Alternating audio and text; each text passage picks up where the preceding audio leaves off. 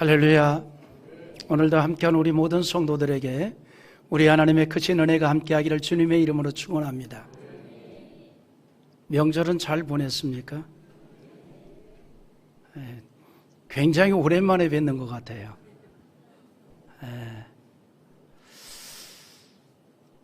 그 연예인들이 이런 말을 합니다. 무슨 얘기를 하냐면 우리 연예인들은 인기를 먹고 산다. 인기를 먹고 산다. 그렇게 말을 합니다. 무슨 얘기냐면 자신들은 이렇게 팬들의 어떤 호응, 반응으로 존재를 한다는 거죠. 그래서 이제 공연을 할 때 뭐 팬들이 막 환영하고 그러면 더 에너지가 막 형성이 되는 거죠. 정치인들도 그러잖아요. 뭐 선거 때 유세를 하러 다닐 때 많은 사람들이 몰려들고 그러면 자기도 모르게 막 흥분을 하잖아요. 이걸 정치 용어로 광장뽕이라 그래요. 거기에 뽕 맞는 거죠. 뭐 그냥 그런 거에 홀리다 보면 자기가 곧 당선이 된 거예요. 가수나 배우들이 대중들에게 이렇게 인기를 얻게 되고 막 호응을 해주고 팬클럽들이 몰려와가지고 뭐 이렇게 격려를 해주면 뭐 힘이 생기게 되죠. 또 이렇게 많은 인기를 얻게 될 때에 어떤 그 연예인으로서의 이 존재감도 높아지기 때문이죠. 그래서 상대적으로 연예인들이 가장 두려운 게 있어요. 뭐가 두렵냐면 사람들에게 자신이 잊혀지는 것. 이 연예인들이 제일 두려워하는 게 바로 그거예요. 사람들에게서 자신이 잊혀지는 것. 그거를 제일 염려하기 때문에 젊은 남자 연예인들이 제일 고민이 뭐예요? 한창 인기 있을 때 조국의 부름을 받아야 돼요. 군대를 가게 된단 말이죠. 우리 그 인기 있는 움직이는 이 금도끼 같은 방탄소년단도 결국은 이제 멤버들이 이렇게 다 국가의 부름을 받아서 군대를 가게 되잖아요. 이것 때문에 남자 연예인들이 고민을 하는 겁니다.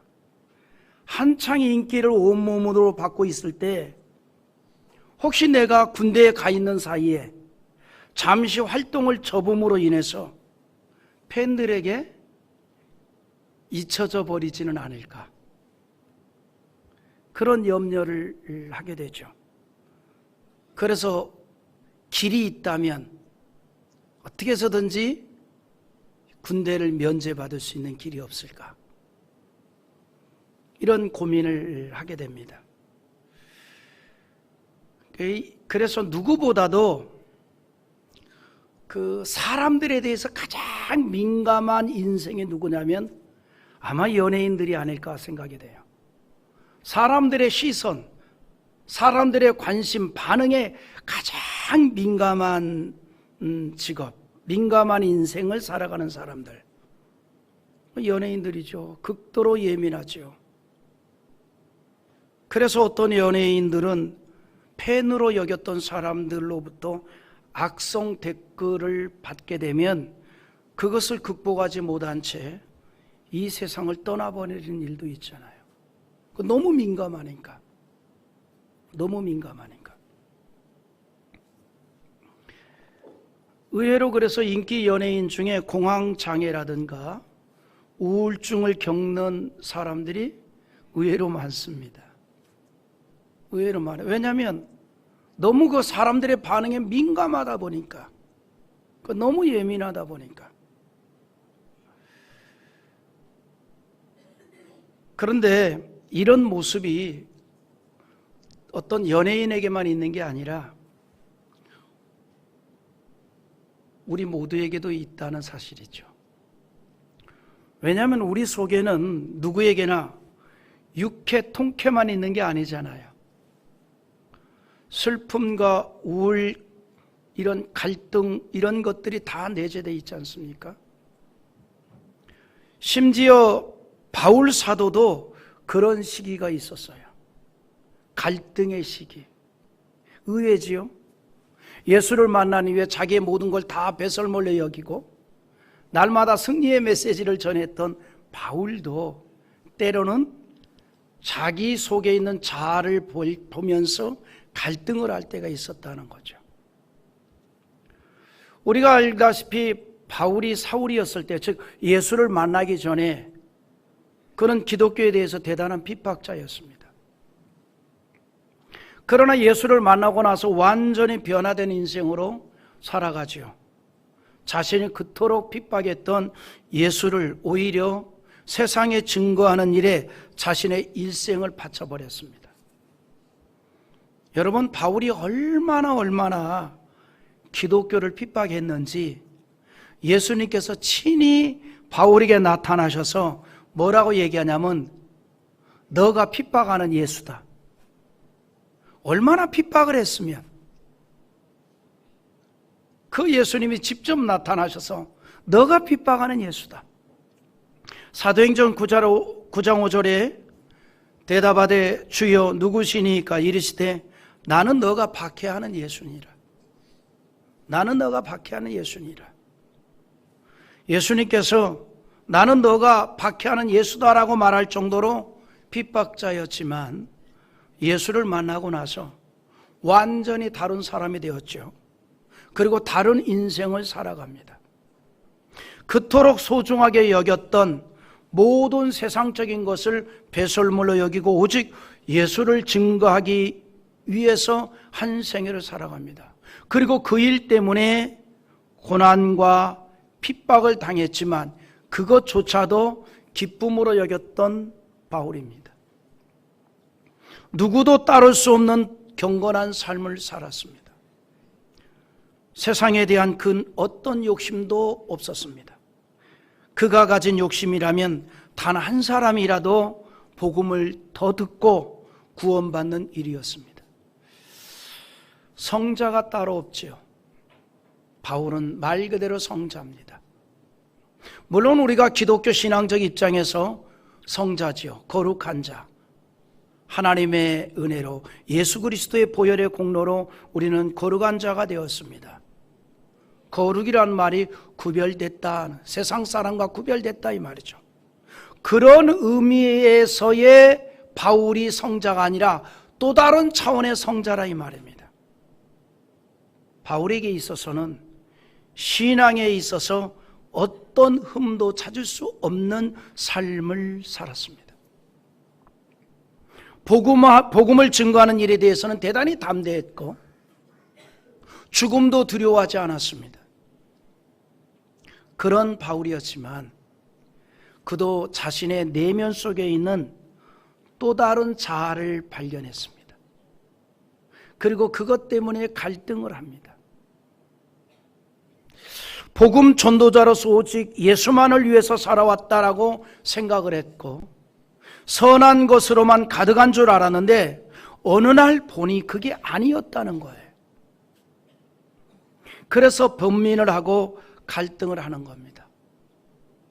우리로 말하면 이런 거예요. 내가 정말 믿음으로만 산 줄 알았는데, 내가 정말 신앙으로만 산 줄 알았는데, 내가 정말 하나님을 중심으로만 살아온 줄 알았는데 어느 한순간 그게 아니었다라고 하는 걸 보게 되었다는 거예요. 그게 아니었다.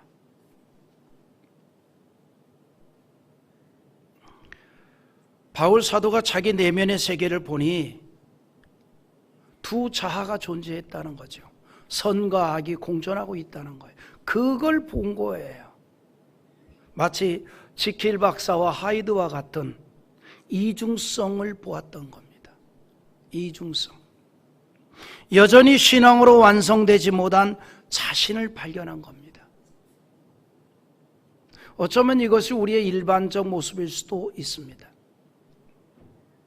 바울이 21절에 이런 고백을 해요. 우리 한번 같이 읽어볼까요?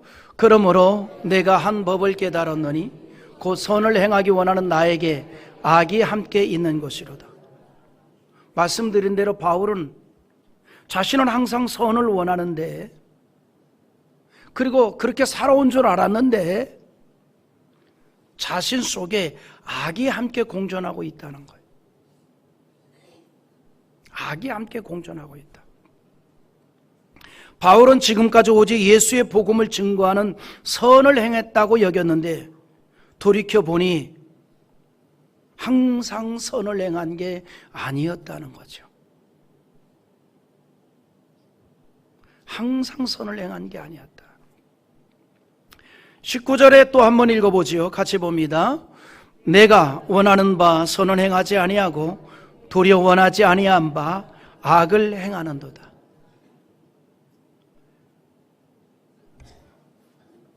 또한 자신의 내면 세계를 말하는데 18절에서 내 속 곧 내 육체에 선한 것이 거하지 아니하는 줄을 아노니 원함은 내게 있으나 선을 행하는 것은 없노라. 이런 말을 합니다.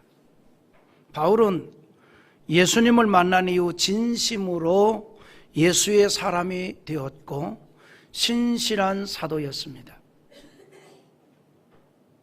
예수를 믿고 변화가 어떤 것인가를 보여준 인물입니다. 예수를 믿고 변화가 어떤 것인가, 바울이 그의 삶을 통해서 보였습니다. 그런 바울이 오늘 말씀에서는 전혀 의외의 모습을 보여줍니다. 이 일을 통해서 우리에게 주는 교훈이 있습니다. 종교개혁자 마틴 루터의 말처럼 그리스도인은 완성된 신앙인이 아니라는 사실입니다. 우리 그리스도인은 완성된 신앙인이 아니다. 여러분, 우리 인간이 마찬가지. 우리 인간은요, 만들어지는 존재거든요. 훌륭한 사람으로 태어나는 게 아니라 훌륭한 사람으로 만들어지는 거예요. 부모의 혈통이 좋아서 좋은 혈통이 되는, 여러분, 우리가 무슨 진돗개입니까? 사람이 진돗개가 아니에요. 사람은 태어나는 게 아니라 만들어지는 겁니다. 만들어지는 거예요.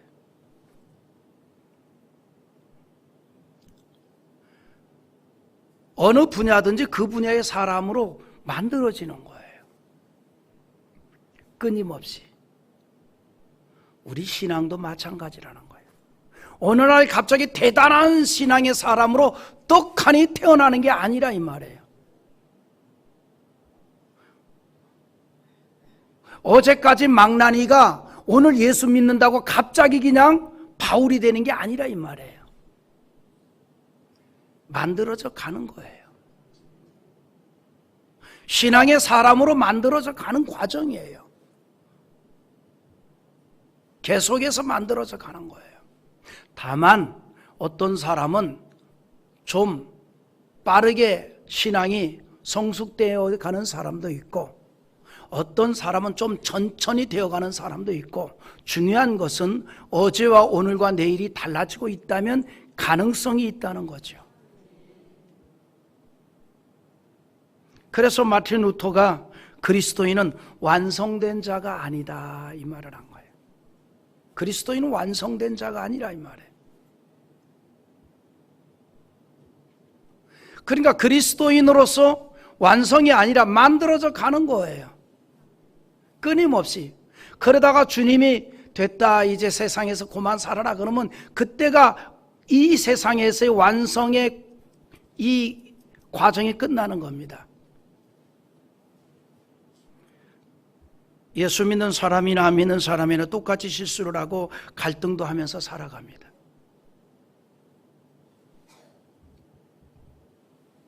여러분, 예수 믿는 사람 운전할 때랑 예수 안 믿는 사람 운전할 때 보니까 똑같더라고. 앞에서 깔짱깔짱 걸으면은 대본에 이렇게 턱 나오잖아요. 안 나오나? 나만 그러나? 앞에서 깔짱거리면 저 사람 술 취했나? 좋으나? 근데 계속해서 왔다 갔다 하면은 탁 하면 나도 째려보죠. 우리가 만들어져 가는 거거든요. 우리가 은혜를 받고 신앙으로만 살기를 원하고 다짐도 하지만 세상적인 것들이 여전히 내 속에서 자리하고 있고 그것이 자꾸 자라나고 있고 일어나고 있다는 거죠. 우리가 이 세상을 떠나는 그 순간까지 오직 은혜로 가득한 생활을 하면 얼마나 좋겠습니까? 그러나 예수 잘 믿는 사람도 넘어지고 시험당하고 마음에 갈등이 생길 때가 있습니다. 이것이 이 땅에서 사는 우리의 현실입니다. 우리의 현실입니다. 바울 사도는 오늘 말씀을 통해서 뭘 얘기하냐면 인간 실존에 대한 걸 말해주고 있는 거예요. 오늘 본문 앞에서 우리가 14절부터 읽었는데 그 앞절을 보면 바울이 우리라는 단어를 참 많이 사용했습니다. 그런데 14절부터는 우리라는 단어가 아니라 내가라는 단어를 사용합니다. 1인칭을 많이 사용합니다. 내가 행하는 것을 만일 내가 원하지 아니하는 내 속사람으로는 내 지체 속에 라고 하면서 계속해서 자신을 국한하여 말을 하고 있습니다. 뭘 얘기냐면 바울 스스로 갈등이 있다는 얘기입니다. 다른 사람 볼 거 없이 자기를 본 거예요. 이게 바울의 신앙관이에요. 격려할 때는 다른 사람을 보고 자신의 문제를 볼 때는 자기만 제한해서 생각하는 거예요. 근데 이걸 바꾸어서 이용하는 사람들이 있어요. 아이, 권사도 절하는데 집사 정도야 뭐.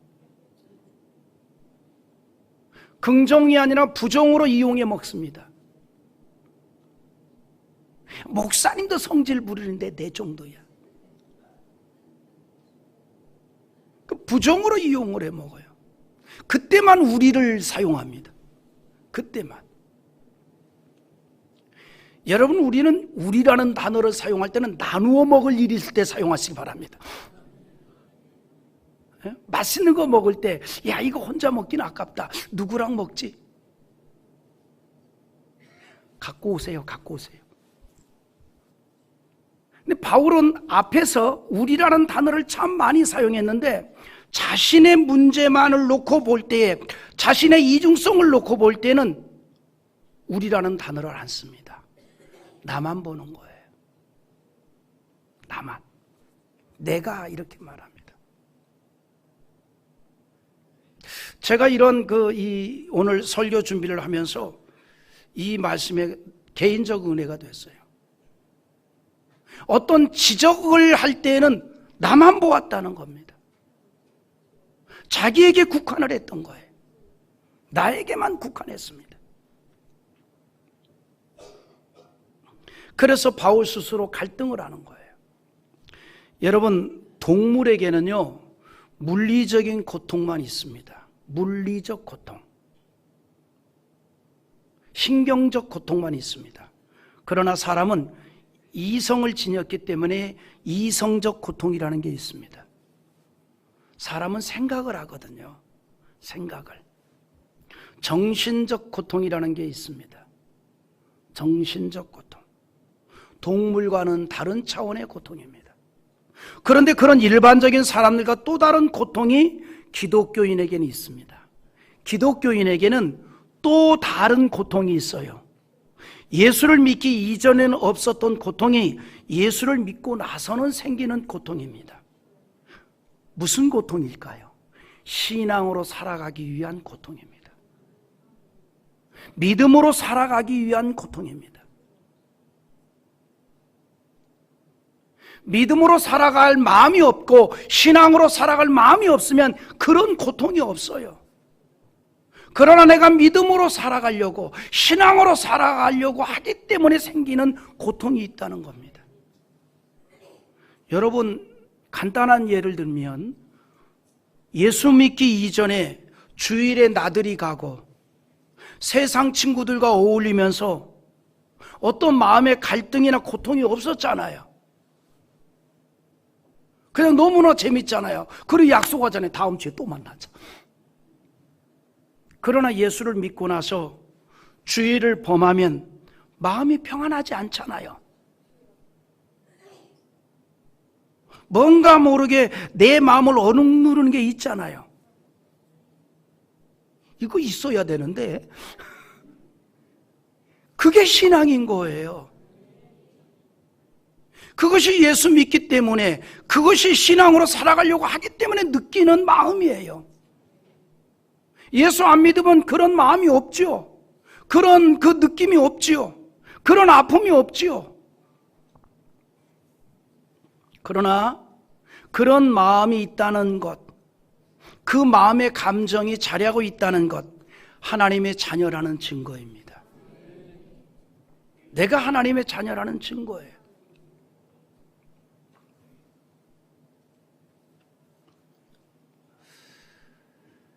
지금 바울이 그런 갈등을 하고 있는 거예요. 바울이 지금 그런 갈등을 하고 있는 겁니다. 그가 무슨 엄청난 죄를 범했기 때문에 가진 갈등이 아니라 전도 사도로서 선을 행하지 못한 것에 대한 갈등입니다. 그것이 바울이 가진 고민이에요.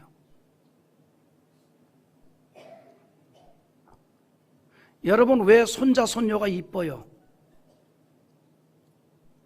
마음속에 죄의식이 있어서 그런 거 아니에요? 자식에게 잘해주지 못한 죄의식. 어느 부모에게나 그런 마음이 있잖아요. 나이가 들어보니, 아이들이 장성하고 보니 아기 때 좀 더 잘해줬으면 좋았을 거라는 그런 마음이 있잖아요. 그 심리적으로는 죄의식이 있단 말이에요. 그러니까 손자 손녀한테 잘해주잖아요. 미안한 마음으로, 안타까운 마음으로, 또 이쁘기도 하고 귀엽기도 하고.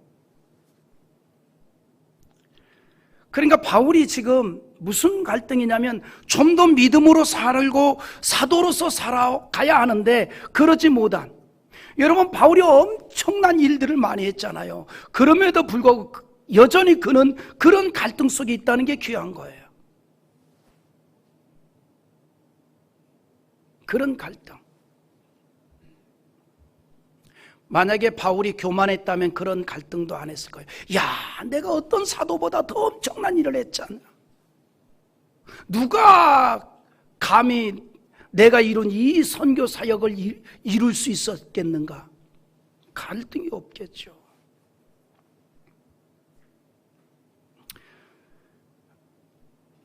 그런데 여러분, 사람이 때로는요, 고민해야 할 것은 고민을 해야 되겠죠. 생각 없이 살면 안 되잖아요, 세상을. 하다못해 반찬을 만들어도 생각하면서 만들어야지. 그렇잖아요? 반찬을 만들어도 생각하면서 만들어야지. 고민해야죠. 고민해야죠. 고민해야죠. 네. 그런데 고민하지 않아야 할 것도 있습니다. 신경 쓰지 않아야 할 것도 있습니다. 성경은요, 세상적인 것에 대한 고민은 하지 말라 그럽니다. 성경은 이렇게 말합니다. 우리가 세상에서 열심히 살아야 합니다. 이마에 땀을 흘려야 내 먹을 것을 얻게 되리라 그랬잖아요. 땅은 너에게 가시나무 엉겅퀴를 준다 그랬잖아요. 아픔을 주는 거예요. 이걸 제거하고 씨를 뿌리는 겁니다. 수고해야 돼요. 그래서 우리가 이 땅에 사는 동안에는 최선을 다해야 됩니다. 열심을 다해야 됩니다. 자기가 하는 일에 대해서 최선을 다해야 돼요.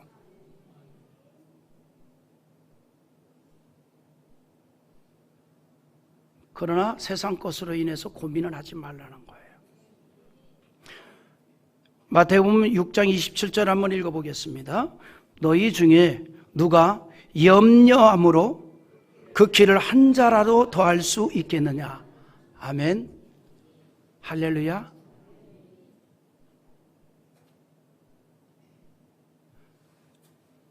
그리고 마태복음 6장 31절과 32절에 가서 이렇게 말합니다. 한번 또 읽어보죠. 그러므로 염려하여 이르기를 무엇을 먹을까, 무엇을 마실까, 무엇을 입을까 하지 말라. 이는 다 이방인들이 구하는 것이라.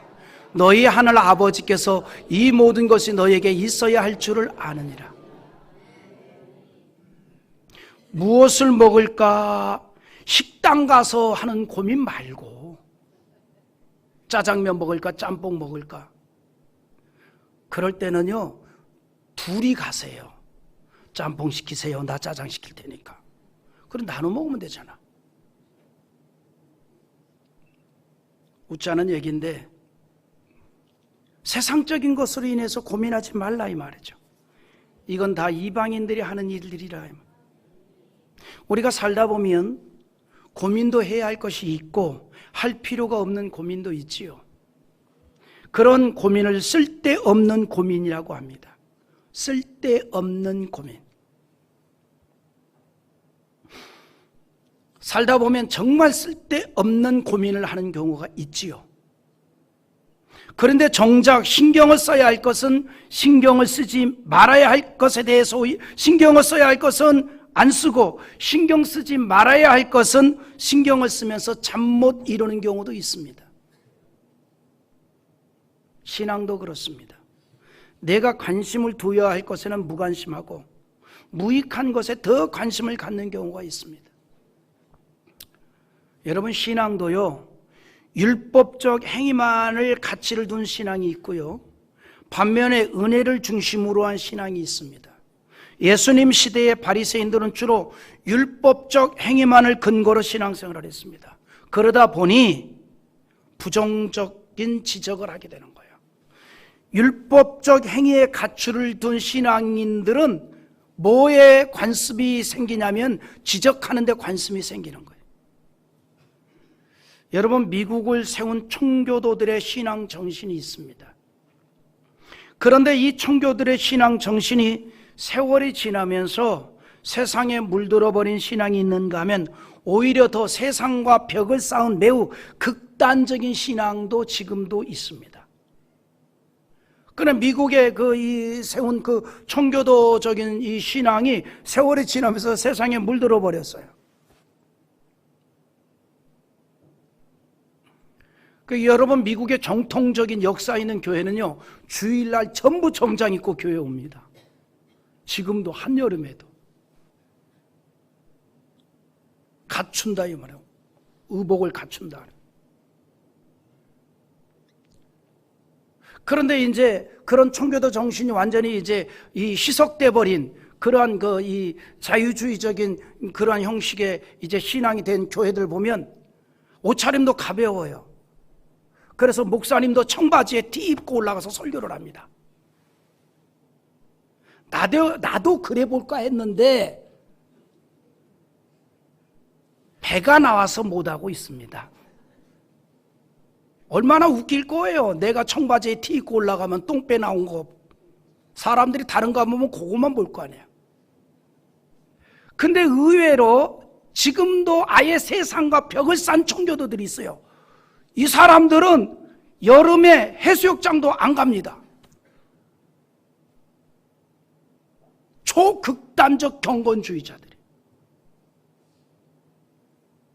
그러니까 그 교회를 딱 가서 보면 중세시대에 와 있는 것과 같습니다.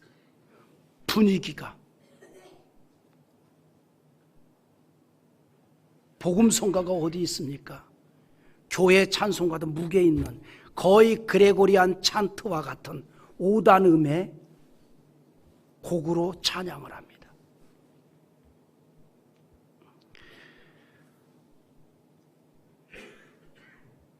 청교도들이 본래 경건주의자들이었거든요.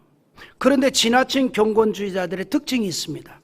해야 할 것에 대해서는 별로 말이 없고 하지 말아야 할 것에 대해서만 관심이 많습니다. 물론 하나님의 말씀은 하나님의 백성들이 해야 할 것과 하지 말아야 할 것으로 명령하고 있습니다. 그런데 하지 말아야 할 것만을 말한다면 이 땅에서 신앙으로 살아가는 성도를 통한 하나님의 사명을 이루어갈 수가 없다는 것입니다. 바리새인들처럼 자기 의만 쌓아가는 종교적인 교만과 상대의 정죄의식만 가득하게 될 것입니다. 정죄의식이 가득하게 되면 생겨나는 현상이 있습니다. 갈등이에요. 자기 자신에 대한 갈등을 하고 주변 사람과 갈등을 하게 됩니다. 모든 시선이 지적거리만을 향하게 되기 때문에 갈등이 생기는 거예요. 여러분, 우리의 시선은 지적거리만 향하지 말고 칭찬거리와 격려거리도 함께 앞서가기를 주의 이름으로 축원합니다. 여러분, 인간관계에 있어서 지적할 것만 보이게 되면 그것이 갈등의 시작이에요. 인간관계의 갈등의 시작은 지적거리가 보일 때부터입니다.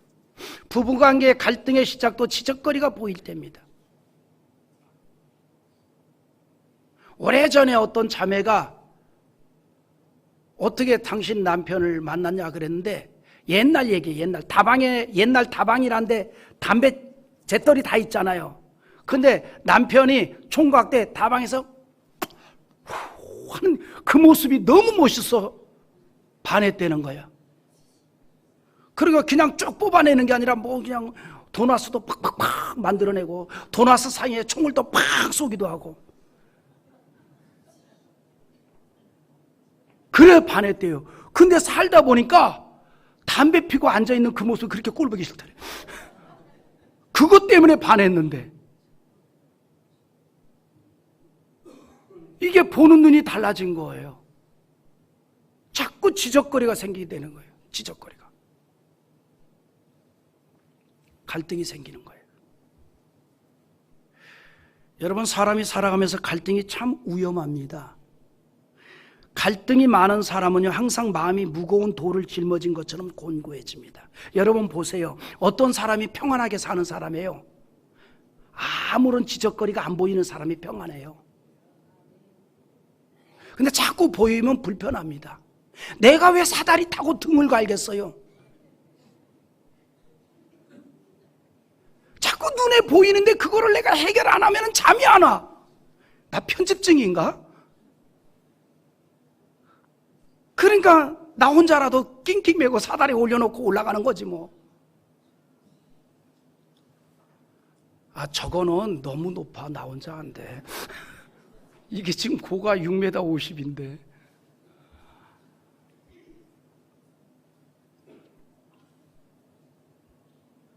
그러니까 갈등이 많은 사람은요, 지적거리가 많은 사람은요, 마음이 평안이 없어 무거운 돌을 짊어진 것처럼 곤고한 거예요.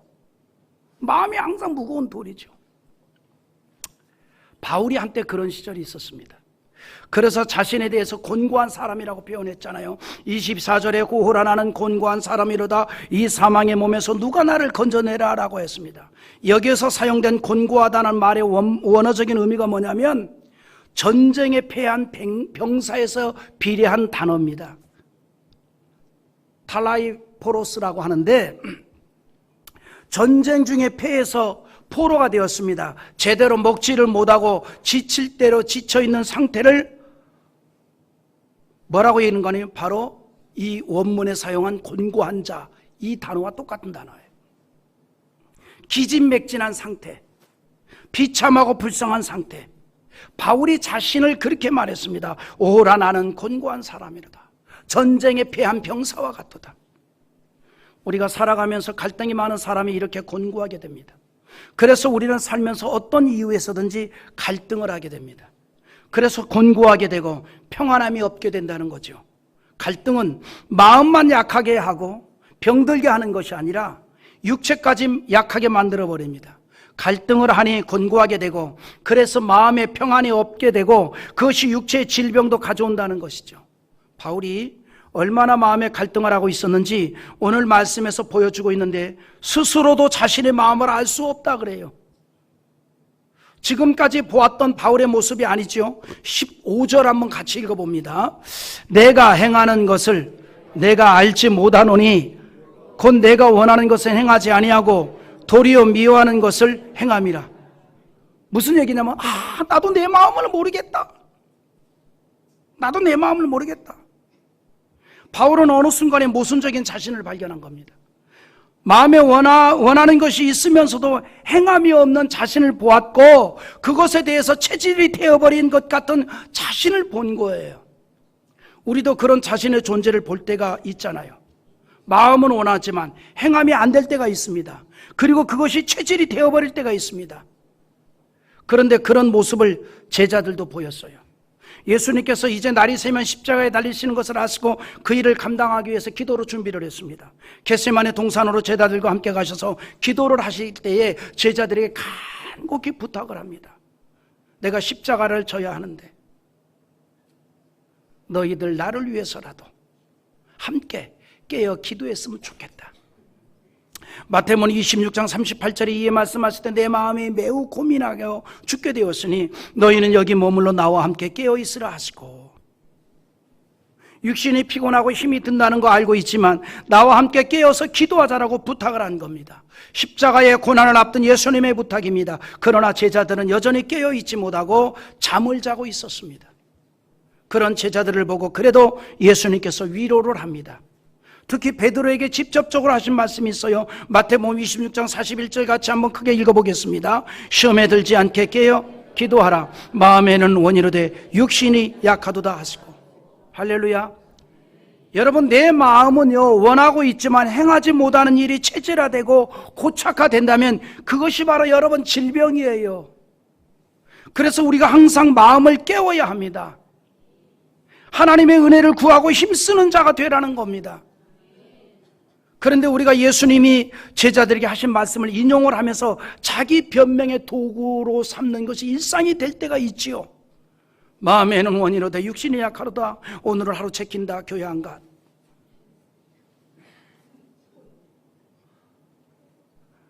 여러분, 말씀을 그러한데 이 믿음이 약하도다 라고 할 때가 있습니다. 여러분, 이게 패배적인 생각이에요. 약하면 하나님의 도움을 구해야지요. 믿음이 약하여 신앙적이지 못하다면 주여 나의 믿음 없음을 도와주옵소서. 내가 또 신앙으로 살아갈 수 있는 은혜를 내게 내려주시옵소서. 구해야지요. 하나님, 나의 신앙은 거기밖에 안 되는 거니까 알아하십시오. 난 여기까지입니다가 아니라 내 신앙이 그 수준인 줄 알았으면 부어주시는 하나님의 은혜를 구해야지요.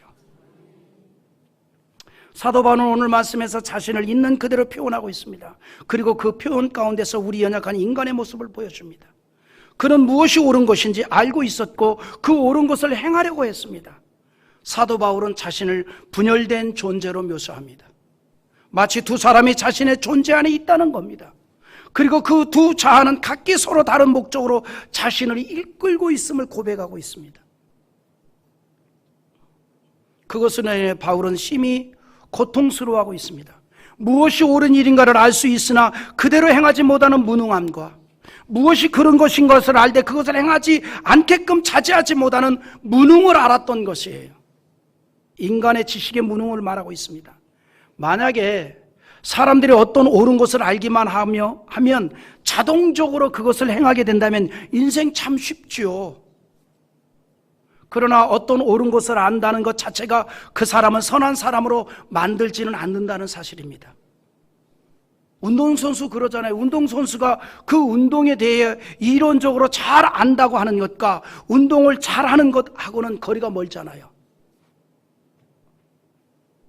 우리 남자 성도들 가운데 당구 치죠. 다마 좋아하는 분들 있잖아요. 그런데 어떤 분이 그래요. 자기는 당구는 못 치는데 길은 잘한대요. 그 왜 그러냐? 초등학교 때부터 형들 따라서 당구장에서 컸대. 그래서 무슨 말인지 알까? 이 당구 치는 사람들은 길은 잘한다는 거야. 여기 치면 일리 가고 여기 치면 저리 가는. 길은 잘한대. 그런데 실제적으로 하면 점수가 안 나온다는 거죠. 미안한 얘기하면 제가 골프 1호는 프로입니다.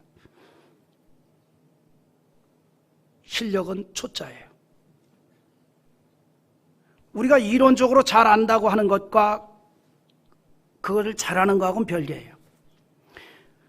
어떤 환경에서든지 어떻게 행동을 해야만 할지를 알고 있지만 그것은 그대로 행동할 수 있다는 것과는 거리가 멀다는 겁니다. 우리 신앙도 마찬가지입니다. 우리가 하나님의 말씀의 소중함을 알고 있습니다. 그리고 하나님의 말씀은 우리 인생을 축복으로 인도한다는 사실도 알고 있습니다. 하나님의 말씀을 순종하는 인생은 열린다는 것도 알고 있습니다. 그러나 문제는 그 말씀대로 따르지 못하는 데 있다는 거죠. 바울은 지금 본문에서 그것을 말하고 있습니다. 알고 있는 것만으로는 되지 않는다는 거죠. 14절 바울은 단호하게 말합니다. 우리가 율법은 신령한 줄 알거니와 나는 육신에 속하여 죄 아래에 팔렸도다 라고 말합니다. 우리가 율법은 신령한 줄 알거니와 라고 합니다. 하나님의 말씀의 귀함을 알고 있습니다. 그런데 그 율법이 원하는 것을 행하지 못하는 자신을 발견한 겁니다. 바울만이 아니라 우리도 마찬가지잖아요. 하나님의 말씀의 귀함을 알고 있습니다. 말씀대로 사는 인생이 말씀에서 약속한 복을 받는 인생이 되는 것도 알고 있습니다. 그럼에도 그대로 행하지 못합니다. 여기에서 인간적인 연약함과 무력함을 고백하는 거예요. 우리가 몰라서 주일 성수 못하는 거 아니잖아요. 몰라서 기도 안 하는 거 아니잖아요. 몰라서 전도 안 하는 거 아니잖아요. 몰라서 11조 생활 안 하는 거 아니잖아요. 다 알아요. 여러분, 그래서 우리가 말씀대로 신앙으로 사는 인생이 되기 위해서 필요한 것이 뭐냐? 성령이 내주하는 은혜입니다. 우리가 신앙적인 갈등을 할 때가 있습니다. 그것으로 인해 신앙의 발걸음을 멈춰버리는 사람도 있지요. 나 이제 교회 그만 나갈 거야. 여러분, 바울도 갈등을 했습니다. 그러나 그 모든 갈등에서 위대한 발견을 합니다. 오늘의 결론입니다. 25절 같이 읽어봅니다. 자, 시작. 말미암아 하나님께 감사하리로다. 그런즉 내 자신이 마음으로는 하나님의 법을, 육신으로는 죄의 법을 섬기노라. 오직 예수 그리스도와 함께함으로 인하여 모든 것을 해결받을 수가 있었고, 그래서 그 예수를 만나게 하신 하나님께 감사를 고백합니다. 우리로 말하면 내가 예수를 만나서 신앙으로 존재하고 있다는 이 사실에 감사를 하는 겁니다. 사랑하는 성도 여러분, 온 세상이 나에게 실망을 안겨주고 갈등을 하게 한다 할지라도, 심지어 교회 안에 믿음의 가족이 그런 마음을 안겨준다 할지라도 나에게는 예수님이 계십니다. 그 예수님으로 인하여서 어떤 상황이라 할지라도 신앙으로 일어나고 믿음의 사람으로 살아가는 자 되기를 원하는 겁니다. 우리가 어떤 일을 만나도 그래도 결국은 우리는 예수와 함께하는 예수의 사람입니다. 그래서 우리는 여전히 믿음으로 살고 여전히 우리는 신앙으로 살아가게 되는 줄 믿습니다.